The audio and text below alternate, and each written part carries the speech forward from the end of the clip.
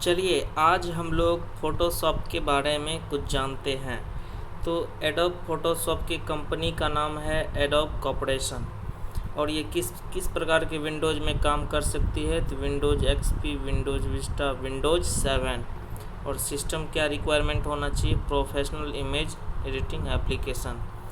हमारे कंप्यूटर का हार्डवेयर और सॉफ्टवेयर की आवश्यकता होती है, इसमें ऑपरेटिंग सिस्टम रहना चाहिए यानी विंडोज़ एक्सपी या विंडोज़ विस्टा या विंडोज़ 7 जो भी कुछ रहेगा। प्रोसेसर जो है कम से कम किस कंपनी का होना चाहिए, तो सीपीयू इंटेल कंपनी का इंटेल 4 सीपीयू होना चाहिए जिसमें 2.8 गीगाहर्ट्ज़। हार्ड डिस्क में कितना स्पेस होना चाहिए, कम से कम 1 गीगाबाइट का स्पेस होना चाहिए। और रैम में कितना मेगाबाइट होना चाहिए, तो रैम कम से कम 512 मेगाबाइट होना चाहिए।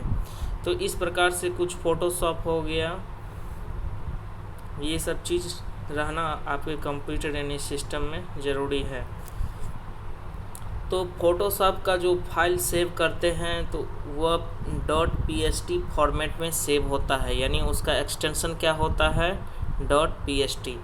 अब हम लोग समझते हैं कि फ़ोटोशॉप का प्रयोग क्या होता है। तो फ़ोटोशॉप का उपयोग प्रोफेशनल फ़ोटो द्वारा फ़ोटो को एडिटिंग करने में किया जाता है।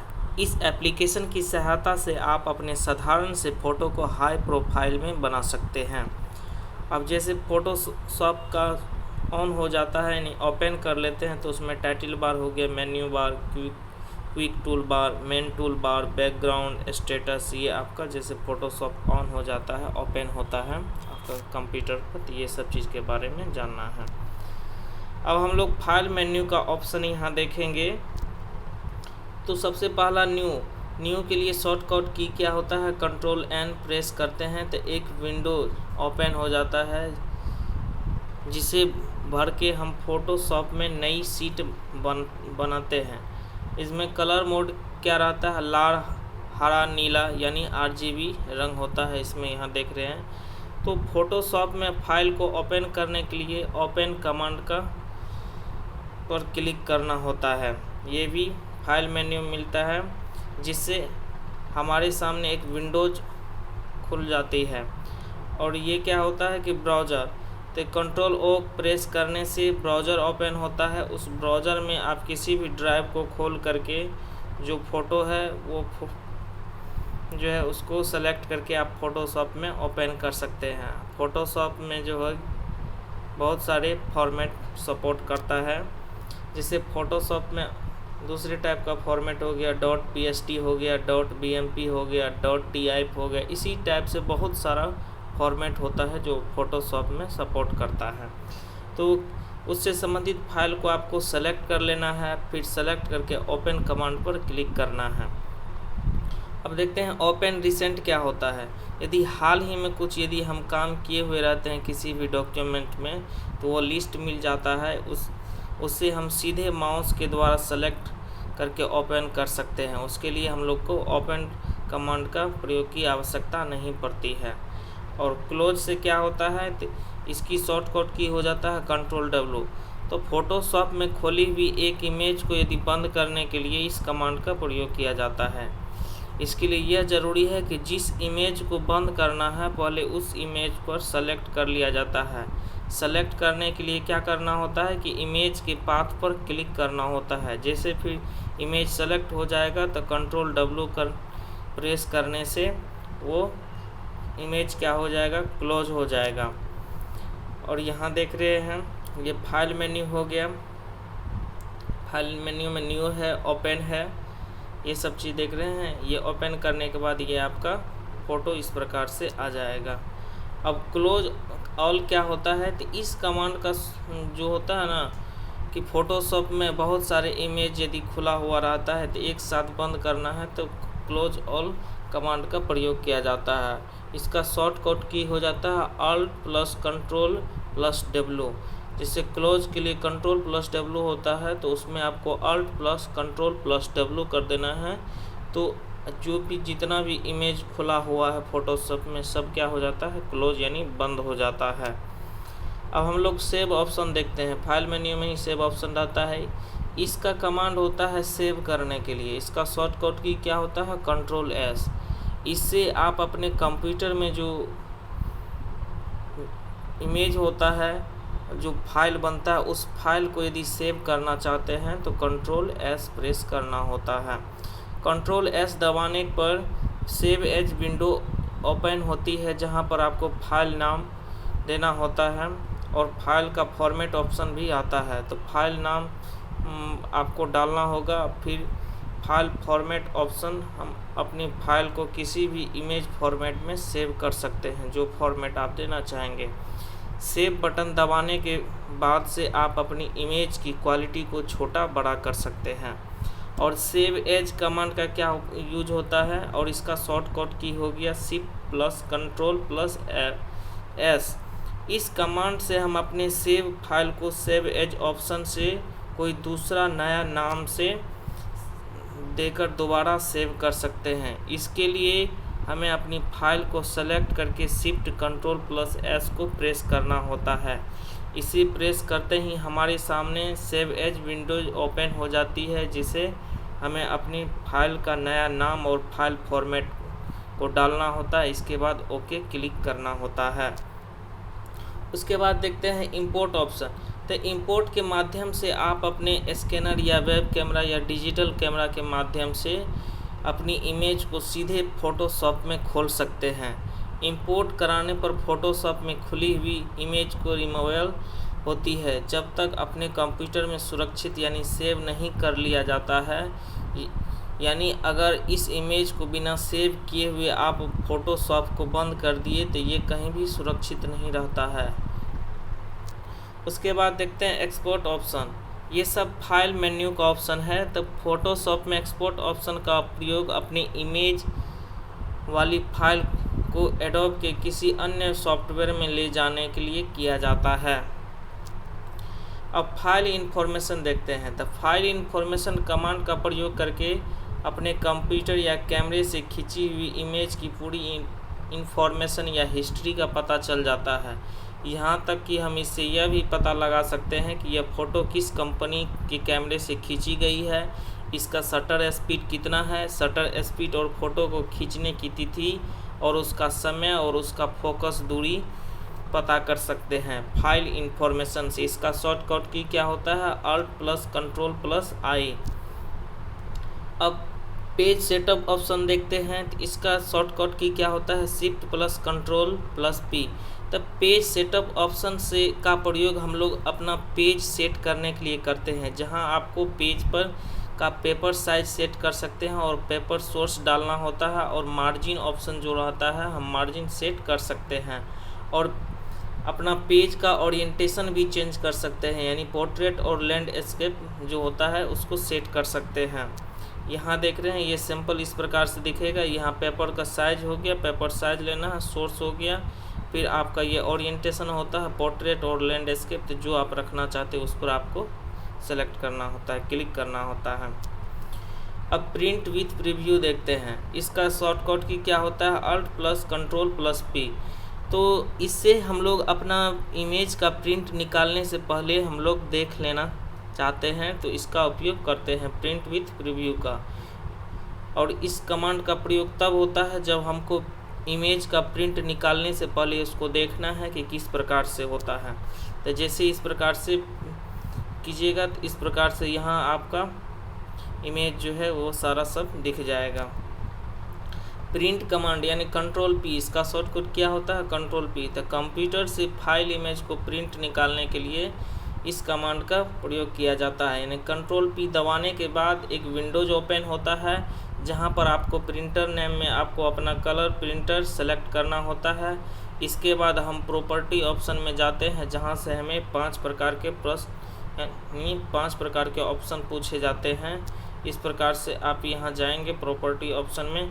तो सबसे पहला ऑप्शन क्या है पूछता है ड्राफ्ट। ड्राफ्ट ऑप्शन का हम किसी भी इमेज का रफली प्रिंट निकालने के लिए करते हैं। और टेक्स्ट जो पूछता है अगर हम केवल टेक्स्ट प्रिंट निकालना चाहते हैं तो टेक्स्ट ऑप्शन का प्रयोग करते हैं। टेक्स्ट एंड इमेज से क्या होता है कि हमारे पास इमेज में यदि मिक्स्ड इमेज है तो इस कमांड का प्रयोग करेंगे तो टेक्स्ट और इमेज दोनों प्रिंट हो जाएगा। यदि फ़ोटो ऑप्शन का यूज करते हैं, अगर हमें फ़ोटो को प्रिंट आउट करने के लिए इस कमांड का प्रयोग किया जाता है। बेस्ट फ़ोटो जो होता है ये, अगर हम अपने फ़ोटो को अपनी बारीकी से दिखाना चाहते हैं तो इस कमांड का प्रयोग करते हैं। और पेपर ऑप्शन क्या होता है, एक प्लेन पेपर होता है, एक ग्लासी पेपर होता है। प्लेन पेपर, ये पेपर टेक्स्ट और ड्राफ्ट इमेज को प्रिंट करने के लिए किया जाता है। और ग्लॉसी पेपर जो होता है, इस पेपर का प्रयोग फ़ोटो को प्रिंट करने के लिए किया जाता है। प्रिंटर की प्रॉपर्टी को सेट करके ओके कर प्रेस करना होता है, जिससे हम प्रिंट विंडोज पर दोबारा से पहुंच जाएंगे और नंबर ऑफ कॉपी, जितनी कॉपी निकालना है वो उसे भर देना होता है और ओके प्रेस कर देना होता है। इसके बाद प्रिंटर से प्रिंट आउट निकल आते हैं।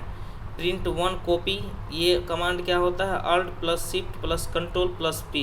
तो ये रिसेंटली की गई सेटिंग पर प्रिंट आउट देना हो तो इस कमांड का प्रयोग किया जाता है। यदि तुरंत कुछ सेटिंग किया हुआ है उसी के अनुसार प्रिंट निकालना चाहते हैं तो आप प्रिंट वन कॉपी यानी alt plus shift plus control plus P use करना होता है। उसके बाद एग्जिट कमांड, तो फोटोशॉप को बंद करने के लिए इस कमांड का इस्तेमाल किया जाता है, एग्जिट कमांड का।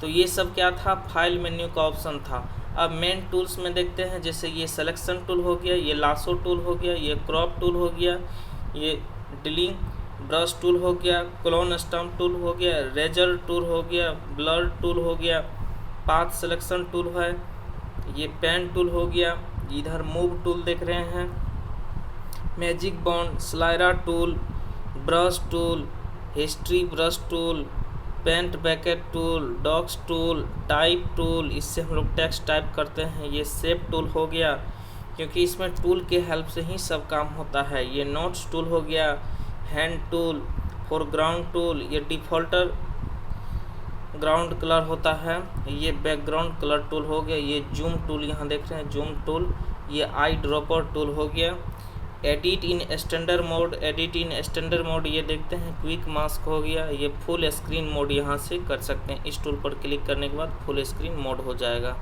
फिर जंप टू इमेज रेडी, जब इमेज रेडी हो जाता है इस प्रकार से। अब हम लोग टूल का थोड़ा विवरण पढ़ लेते हैं। तो सिलेक्शन टूल जो था, इससे हमारा क्या होता है, लेयर सेलेक्ट होता है। मूव टूल से क्या होता है, सेलेक्ट की हुई लेयर को कट या कॉपी या पेस्ट करके हम इस लेयर को कहीं भी चिपका सकते हैं। लासो टूल 3 प्रकार का होता है, तो लासो बिना क्लिक किए हुए काम करता है। पोलागाइन टूल जो होता है, इस टूल को क्लिक करने पर काम करता है। और मैग्नेटिक टूल जो होता है, बिना क्लिक किए ही काम करता है। मैजिक टूल का काम देखते हैं, तो ये सिंगल कलर को एक ही बार में सेलेक्ट करना हो तो मैजिक बॉन्ड का प्रयोग करते हैं। क्रॉप टूल का क्या यूज होता है, तो इससे हमारा लेयर सेलेक्ट होता है, तो कोई भी कमांड यदि यूज होती है तो क्रॉप टूल हट जाती है। और हीलिंग ब्रश टूल देखते हैं, तो हीलिंग ब्रश टूल से हम किसी भी एरिया पर किसी दूसरे एरिया का कलर अप्लाई कर सकते हैं, जिससे हम अपने लेयर के दाग धब्बे को दूर कर सकते हैं। अब ब्रश टूल देखते हैं, तो इससे हम लेयर पर कलर करने के लिए करते हैं तथा ऑप्सिटी से हम बढ़ा सकते हैं और फ्लो ऑप्शन से स्पष्ट के लिए करते हैं। अब क्लोन स्टाम्प टूल देखते हैं, तो इस ऑप्शन से हम अल्ट के साथ कोई भी कलर सेलेक्ट कर फिल कर सकते हैं। इससे हम लेयर का जो दाग धब्बे होता है उसका हटा सकते हैं। हिस्ट्री ब्रश टूल, इससे ऑप्शन से हम अपनी लेयर पर लगे सारे टूल हटा सकते हैं और लेयर को पहली कंडीशन में ला सकते हैं। इरेजर टूल्स क्या होता है, यह लेयर को साफ करने में काम आता है। पेंट बैकेट टूल, इससे हम अपनी लेयर की बैकग्राउंड का कलर चेंज कर सकते हैं पेंट बैकेट टूल से।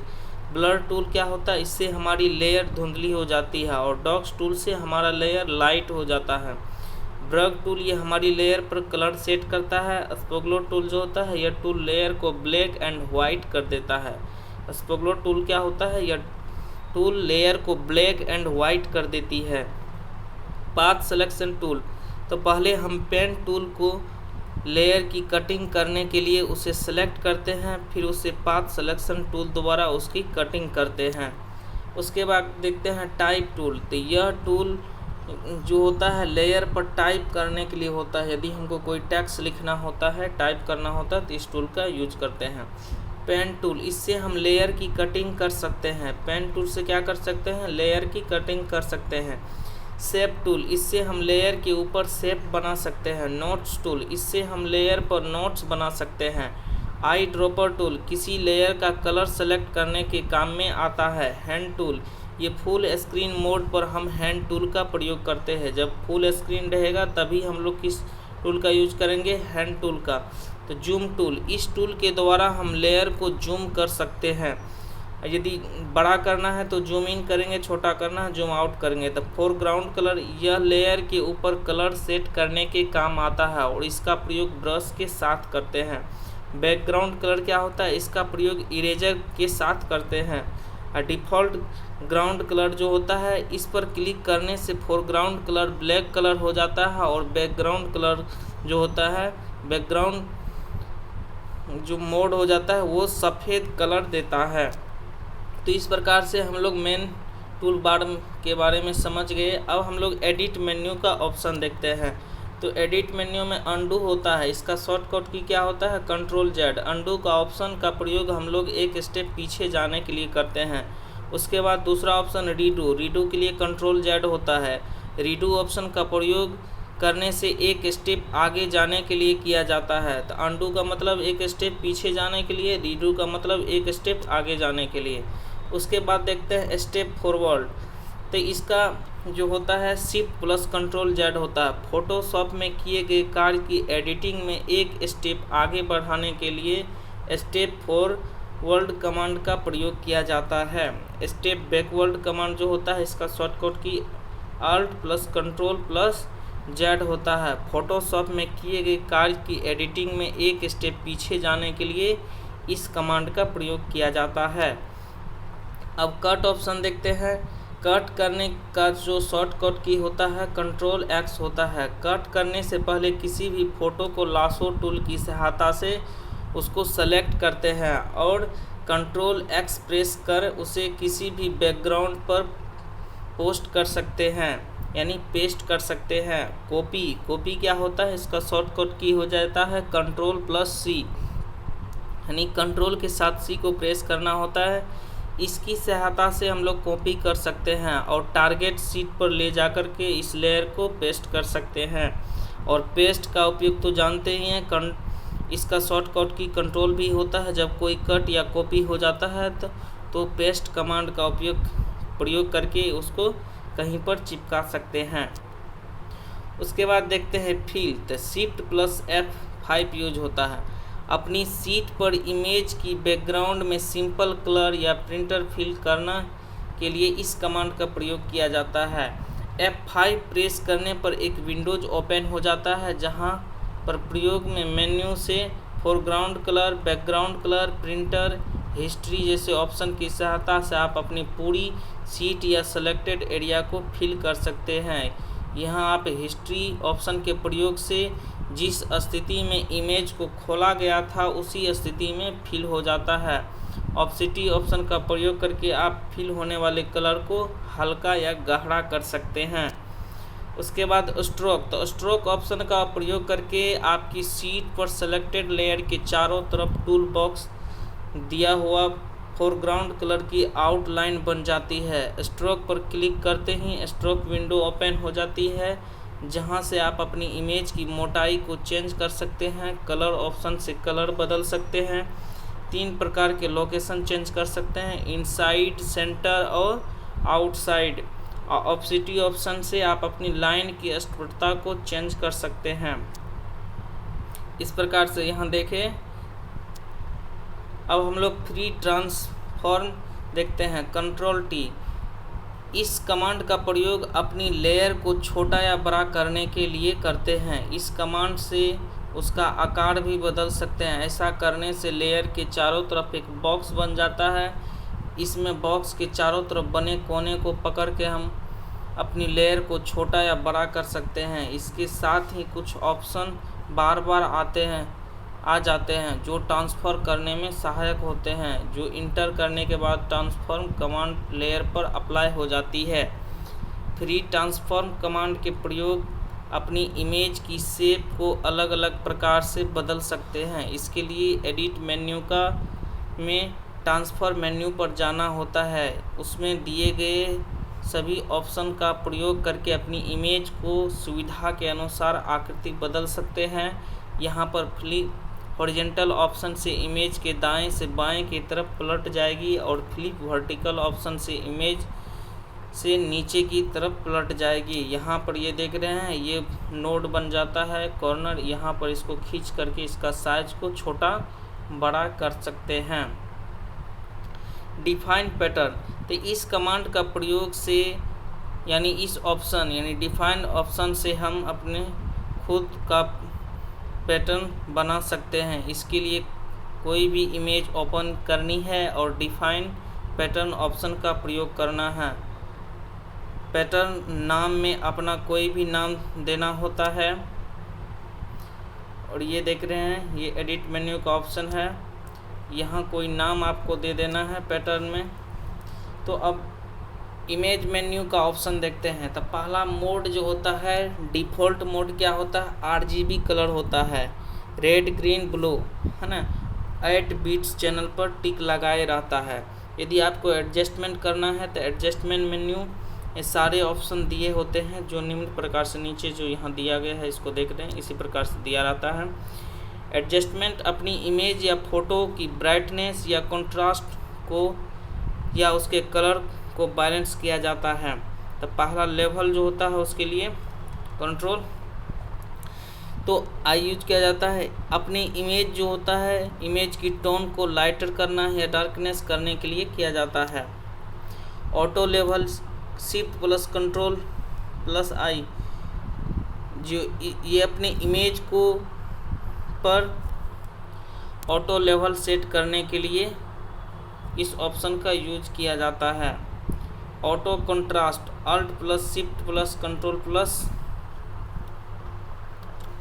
आई, इस ऑप्शन के प्रयोग से फोटोशॉप के द्वारा आपके फ़ोटो की चमक को ऑटोमेटिक सेट कर दिया जाता है।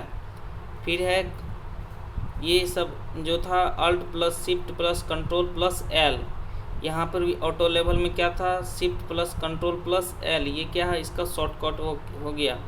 अब देखते हैं ऑटो कलर शिफ्ट जो होता है, ऑटो कलर क्या होता है, इसमें shift plus control plus B, इसका शॉर्टकट की हो गया। ऑटो कलर ऑप्शन से आप अपनी इमेज के कलर को ऑटोमेटिक सेट कर सकते हैं। कैनवास देखते हैं, कैनवास के लिए कंट्रोल प्लस एम होता है, इसका शॉर्टकट की। इस ऑप्शन के प्रयोग से इमेज को लाइट किया जाता है। ब्राइटनेस एंड कंट्रास्ट, इस ऑप्शन से इमेज की ब्राइटनेस या कंट्रास्ट को मैनुअली ठीक किया जाता है। अब सेचुरेशन देखते हैं, यूज सेचुरेशन, इस पर क्लिक करते ही एक विंडोज खुलता है। जैसे यहाँ देख रहे हैं सेचुरेशन विंडो है ना, ये कलर को डार्कनेस है ना, ब्राइटनेस चेंज करता है। लाइटनेस, ये ऑप्शन इमेज की लाइटनेस को ठीक करने के काम में आता है। यहाँ पर ये देख रहे हैं। अब डिस्टोरेशन जो होता है, ये फोटोशॉप में कलर फोटो को ब्लैक इन वाइट करने के लिए इस कमांड का प्रयोग किया जाता है। अब हम लोग समझते हैं शेडो बनाने के लिए कुछ स्टेप होता है जो इस प्रकार से है। पहला आपको क्या करना है, फोटोशॉप में सबसे पहले कंट्रोल प्लस एन प्रेस करके एक विंडोज ओपन हो जाती है, जिसके माध्यम से हम एक यानी 8 से 10 की शीट तैयार करते हैं। उसके बाद कंट्रोल ओ प्रेस करके ब्राउज़र ओपन हो जाते हैं, जिसमें हमें एक बैकग्राउंड सेलेक्ट करना पड़ता है। उसके बाद हम कंट्रोल ओ को प्रेस करके ब्राउज़र में से एक फ़ोटो सेलेक्ट करना पड़ता है। पहले नई शीट पर बैकग्राउंड को सिलेक्शन टूल के माध्यम से उसे सेलेक्ट कर कंट्रोल प्लस सी के द्वारा कॉपी करना होता है, फिर उसे अपनी नई शीट पर पेस्ट कर देते हैं। उसके बाद कंट्रोल प्लस टी यानी ट्रांसफॉर्म के माध्यम से बैकग्राउंड को पूरी शीट पर फैला लेते हैं, यानी लेयर को छोटा या बड़ा कर लेते हैं। फिर हम अपने फ़ोटो वाली इमेज पर जाकर उसे सेलेक्ट कर फुल स्क्रीन कर लेते हैं और मूव टूल के द्वारा उसे फुल स्क्रीन मोड कर लेते हैं। उसके बाद फ़ोटो वाली इमेज को जूम टूल के द्वारा उसे जूम कर लेते हैं। फिर उसके बाद में पेन टूल को लेकर खोले सहायक टूल यानी हेल्प टूल की सहायता से पाथ को सेलेक्ट करके उसके बाद ऐड टू पाथ एरिया को सेलेक्ट करके पेन टूल के द्वारा फ़ोटो की कटिंग स्टार्ट करेंगे। फ़ोटो को कट करने के बाद स्टैंडर्ड स्क्रीन मोड पर क्लिक करके वापस आ जाते हैं। फिर जूम टूल के द्वारा फ़ोटो वाली लेयर को फिट ऑन स्क्रीन कर लेते हैं। उसके बाद नेक्स्ट स्टेप क्या है, फिर पाथ टूल को सेलेक्ट करके राइट क्लिक के द्वारा मैक सिलेक्शन को सेलेक्ट करते हैं। उसके बाद सेलेक्ट करते ही एक विंडोज ओपन हो जाती है जिसमें हमको फेदर रेडियस 2 पिक्सल डालकर ओके करना होता है। फिर कंट्रोल सी के द्वारा कॉपी करना होता है। फिर उसके बाद कंट्रोल वी के द्वारा अपने नई सीट पर लेयर को पेस्ट करें।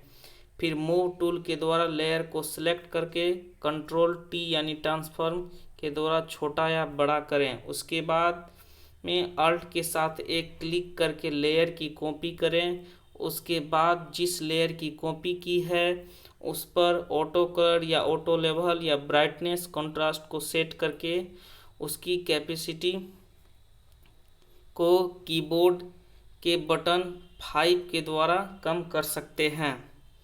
फिर उसके बाद दोनों लेयर को कंट्रोल ई दबाकर उसे जोड़ देते हैं। अब इमेज का शेडो तैयार हो गया। अब हम लोग देखते हैं दूसरा ऑप्शन क्या था इमेज मेन्यू में, डुप्लीकेट ऑप्शन। इस ऑप्शन के द्वारा अपनी इमेज का डुप्लीकेट कॉपी कर सकते हैं। यहाँ देख रहे हैं ये इमेज मेन्यू हो गया, इसमें डुप्लीकेट करना होता है तो इस प्रकार से ये डुप्लीकेट हो गया। इमेज साइज, तो इमेज साइज में जाने पर एक विंडोज ओपन होती है जहाँ पर लंबाई और चौड़ाई एक दूसरे से लॉक होते हैं। दोनों में से किसी एक को चेंज करने पर ऑप्शन उसी रेशियो यानी अनुपात में अपने आप बदल जाता है, जिससे इमेज का साइज घटाया बढ़ाया जा सकता है। अब कैनवास साइज क्या होता है, तो कैनवास साइज ऑप्शन से हम अपनी इमेज की पीछे का बैकग्राउंड का साइज को घटा बढ़ा सकते हैं। यदि इमेज के पीछे के बैकग्राउंड का साइज को यदि घटाना बढ़ाना है तो कैनवास साइज ऑप्शन का यूज करेंगे, यहाँ देख रहे हैं। उसके बाद रोटेट कैनवास होता है। इस ऑप्शन के द्वारा हम अपनी इमेज जो उल्टी खोली है उसे ठीक यानी सही तरीके से खोल सकते हैं। रोटेट कैनवास में निम्न प्रकार के ऑप्शन दिया रहता है, यानी 180 degree, 90 degree CW, 90 degree CCW, flip canvas horizontal, flip canvas vertical, ये सब दिया रहता है, इसका यूज कर सकते हैं।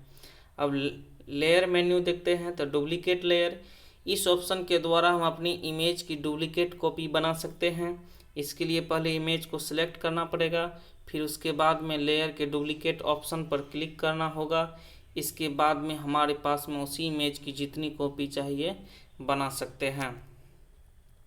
डिलीट, इस ऑप्शन से हम जिस लेयर की डुप्लीकेट कॉपी बना चाहते हैं या उसे डिलीट कर सकते हैं जो डुप्लीकेट कॉपी बनाए थे। अब लेयर स्टाइल क्या होता है, इस ऑप्शन से हम कई ऑप्शन मिल जाते हैं जो इस प्रकार से होता है। डॉप शेडो, इस ऑप्शन से अपनी लेयर के पीछे शेडो बना सकते हैं। इनर शेडो, यहाँ इस प्रकार से इनर शेडो से हम अपनी लेयर के अंदर शेडो बना सकते हैं, इस प्रकार से यहाँ देख रहे हैं। आउटर ग्लो, इस ऑप्शन से हम अपनी लेयर के चारों तरफ चमक ला सकते हैं, यानी इस ऑप्शन से हमारी लेयर के चारों तरफ चमक आ जाती है। इनर ग्लो क्या होता है, इस ऑप्शन से लेयर के अंदर चमक आती है। स्ट्रोक, इस ऑप्शन से आप अपनी लेयर के चारों तरफ लाइन सकते हैं। उसके तो shift plus control plus you करना है, इससे layer black and white path tool को सेलेक्ट करके लेयर को केवल चेहरे को सेलेक्ट करके फिर विंडो को सेलेक्ट करेंगे, फिर पाथ को सेलेक्ट करेंगे। नया पाथ बनाने के लिए क्रिएट न्यू पाथ को सेलेक्ट करेंगे। पेन टूल से एक नया पाथ सेलेक्ट करेंगे जिसमें हमें ध्यान हिस्सों को एक ही पाथ सिलेक्शन टूल में रखा जाए। सारे पाथ कट करने के बाद पाथ विंडो से सबसे पहले सेलेक्ट किए गए स्क्रीन पाथ को मेल सिलेक्शन मोड में ले जाएंगे, जहां से कम 2 PS फेदर एंटर करने के बाद 2 पिक्सल फेदर एंटर करने के बाद अपनी पाथ को सिलेक्ट करेंगे। इसके बाद इमेज ऑप्शन को क्लिक करेंगे और एडजस्ट मेन्यू को सिलेक्ट करके उसमें वेरिएशन को सिलेक्ट करके वेरिएशन विंडो ओपन होने पर अलग अलग कलर ऑप्शन को क्लिक करके स्क्रीन टोन बनाएंगे और ओके पर क्लिक करेंगे। वो कलर आपकी स्क्रीन पर फिल हो जाएगा। तो इस प्रकार से फोटोशॉप में जो कुछ आप सीखे उसको याद रख सकते हैं।